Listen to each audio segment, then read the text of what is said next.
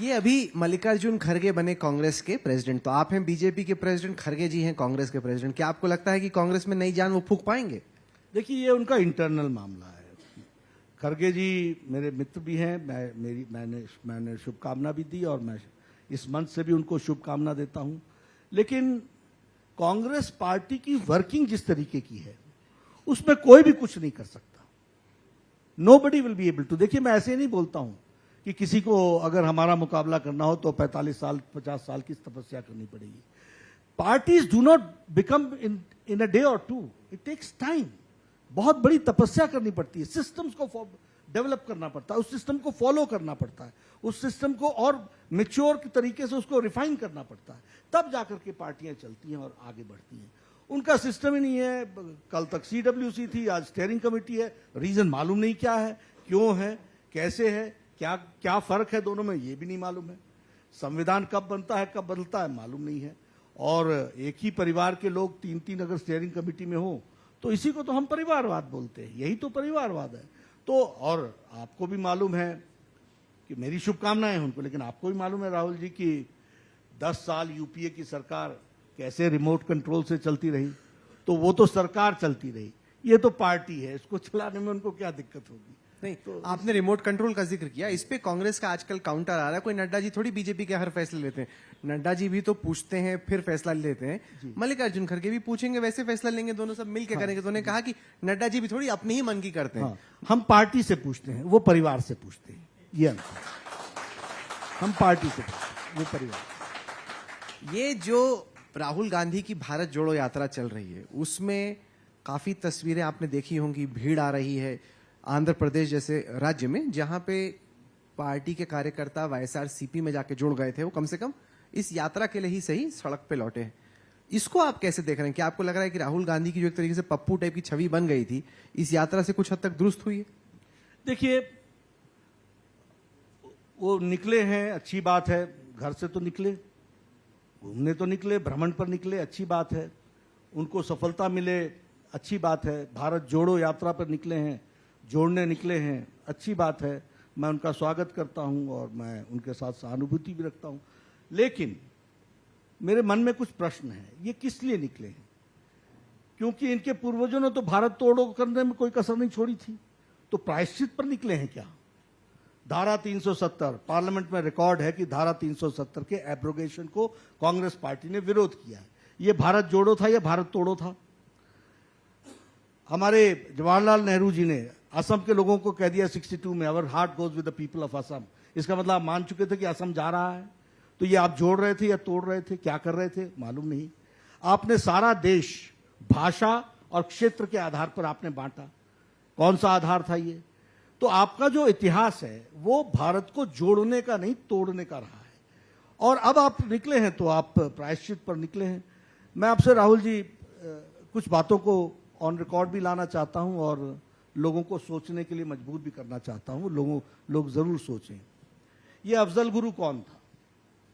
ये पार्लियामेंट के अटैक का मास्टरमाइंड था। इसको फांसी की सजा हुई। किसने दी सजा? सुप्रीम कोर्ट ने दी। और किसने इसको अपहेल रखा? भारत के राष्ट्रपति प्रणब मुखर्जी ने।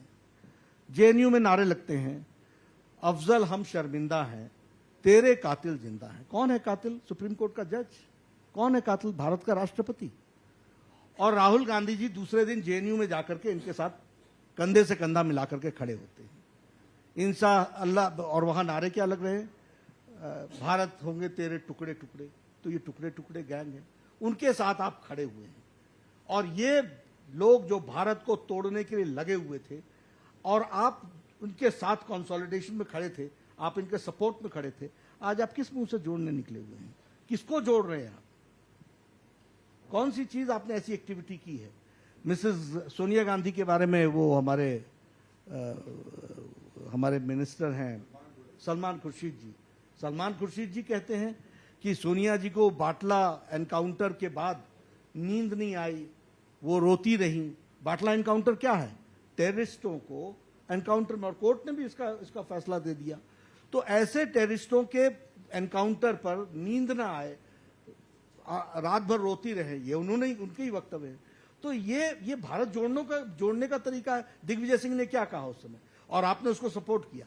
तो ये भारत जोड़ने का काम है या तोड़ने का काम है? मैं उनको एक सलाह जरूर देता हूं कि पहले पार्टी जोड़ लो, पार्टी जोड़ लो। क्यों आज लोग आपकी पार्टी को छोड़कर 6-6 दशक 7-7 दशक तक काम करने वाले छोड़ के भारतीय जनता पार्टी में आ रहे हैं? 5-5 दशक तक जिन लोगों ने काम किया है, तो आप पार्टी सर, जोड़िए। उससे आपके पार्टी वाले भी परेशान है। जैसे यहाँ पे बात हो रही थी, कुछ हद तक तो नाराजगी है कि अगर वो कांग्रेस छोड़े तो हमारे सर पे क्यों बैठा रहे हैं आप इनको? नहीं, देखिए मैं आपको बताता हूं, हमारे यहां फैसला गुण दोष के आधार पर होता है और हम व्यक्ति को देख करके करते हैं, नंबर 1। तीसरी बात, हम लोगों से, कंसर्न लोगों से चर्चा करके करते हैं। हाँ, एक बात तो जरूर रहती है कि कोई आता है तो किसी सीट पर दावा भी होता है, तो उसकी स्वाभाविक पॉलिटिकल तरीके से सोचने का तरीका हो सकता है, लेकिन नहीं, पार्टी इसी तरीके से एक्सपैंड की है, पार्टी इसी तरीके से ग्रो की है और लोगों को साथ लेकर के चलना है। सबका साथ, सबका विकास, सबका विश्वास को बात को हम लेकर के चलते हैं। तो कांग्रेस पार्टी में भी जो अच्छे लोग हैं उन लोगों को हम लेने का प्रयास करते हैं और वो छोड़ करके आना चाहते हैं। उनको लगता है कि हम यहाँ पर कुछ डिलीवर नहीं कर पाते हैं, हमको अच्छा वातावरण भारतीय जनता पार्टी में। और जो लोग आए उन्होंने मुझे अपने पब्लिक मंचों से भी कहा है और मुझे प्राइवेटली भी कहा है कि हमारा राष्ट्रीय अध्यक्ष हमें एक फोन कॉल पर मिल जाता है, बातचीत करता है, और उनकी तो अध्यक्षा बोलती है कि उनका अध्यक्ष नहीं मिलता है, प्रदेश की अध्यक्षा बोलती है कि हमको राहुल गांधी नहीं मिलते हैं, हमको प्रियंका नहीं मिलती है। तो ये कल्चर का डिफरेंस है और वो हमारे यहाँ आकर के जहाँ समावेश भी हो रहे हैं, सेटल डाउन भी हो रहे हैं, वहीं हमारे लोग भी बढ़ चढ़ करके उनके साथ मिलकर के चले। ये सुखविंदर सिंह सुक्खू हैं, कांग्रेस के इलेक्शन कैंपेन कमेटी के चेयरमैन। उन्होंने एक कहानी सुनाई आज, वो ये कि आप अपना जो पहला छात्र संघ का चुनाव था वो टॉस पे जीते, क्योंकि यहाँ पे पहले एसएफआई जो कि लेफ्ट फ्रंट स्टूडेंट्स ऑर्गेनाइजेशन है उसका दबदबा था। टॉस पे इलेक्शन कोई कैसे जीता? नहीं, देखिए ऐसा था, वो मैं आपको बताऊं, वो इलेक्शन ऐसा हुआ जिसमें मैं पहले 12-13 वोट से जीत रहा था, 5 बार रिकाउंटिंग और रिकाउंटिंग करते करते मेरे को बराबर पर लाके खड़ा किया। हर बार रिकाउंटिंग में 3 वोट मेरे कैंसिल किए, फिर रिकाउंटिंग करो, और उस समय के डिप्टी कमिश्नर आकर के वहां बैठ गए थे।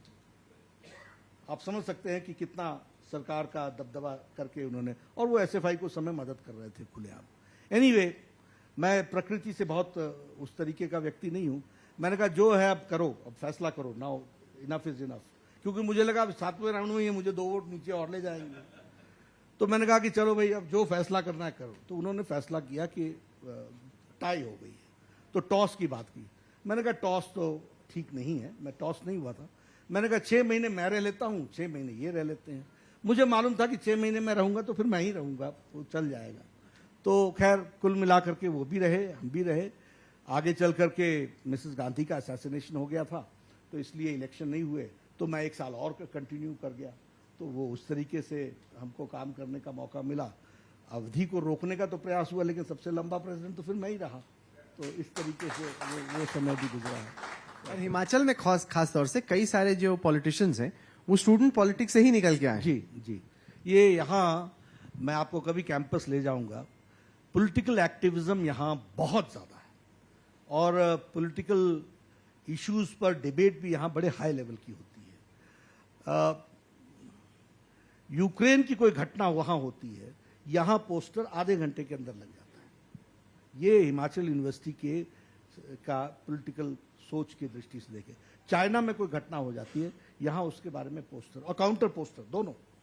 एक अब मुझे याद नहीं, लेकिन मेरे समय में एक बहुत बड़ा बोर्ड होता था, उस बोर्ड पे हर दिन नए पोस्टर चिपकते थे। सारे हॉस्टल के स्टूडेंट्स बहुत अच्छे से पेंट करते हुए, वो उन दिनों कागज ही होता था, तो उस कागज पर अच्छे से पेंट करके अपनी बातें लिखते थे और उसको पोस्टर पर लगाते थे।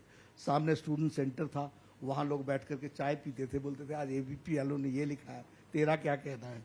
फिर हम वहाँ से क्वेश्चन आता था कि एसएफआई ने ये लिखा है, आपका क्या कहना है। तो ऐसी डिबेट्स चलती रहती थी। इस तरीके का स्टूडेंट एक्टिविज्म यहाँ रहा है, बहुत एक्टिविटी हुई है। और मैंने तो अपनी लॉ यहीं इसी यहाँ के कैथू जेल से, मुझे मैजिस्ट्रेट ने परमिशन दी थी। आप जेल में थे? जी, मैं जेल में था और मैं जेल से मैंने 15 लॉ के पेपर दे करके मैं लॉ ग्रेजुएट हुआ।